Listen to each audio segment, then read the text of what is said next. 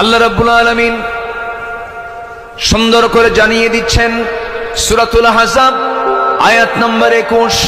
বাড়িতে গিয়ে মিলায় নেবেন। লাকাদ কানা লাকুম ফি রাসূলিল্লাহি উসওয়াতুন হাসানাতুন লিমান কানা ইয়ারজুল্লাহা ওয়াল ইয়াওমাল আখির ওয়া যাকারাল্লাহা কাসীরা। জোরে বলুন আল্লাহু আকবার। তোমাদের জন্য উত্তম আদর্শের বাস্তব নমুনা কেউ নন, একজন ব্যক্তি মুহাম্মদ সাল্লাল্লাহু আলাইহি ওয়াসাল্লাম। আমার বন্ধুগণ, আমার আল্লাহ আমার রাসূলকে কত সম্মান দিয়েছেন, মর্যাদা দিয়েছেন। আল্লাহ যদি কাউকে নাম ধরে ডাক দেন কোনো দোষ হবে না, কোনো সমস্যা হবে না।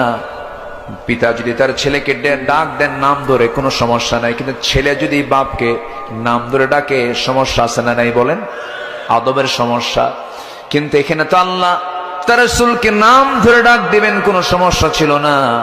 আল্লাহ রাব্বুল আলামিন সব নবীর নামটা ধরে ধরে ডেকেছেন, কিন্তু একটা বার আমার নবীকে আমার আল্লাহ নিজেও নাম ধরে ডাকেন নাই। জোরে বলি সুবহানাল্লাহ। নবীর সম্মানটা কত, কি মর্যাদা তার! এই মর্যাদার সম্মান দিয়েছেন একমাত্র কে? আল্লাহ তাআলা।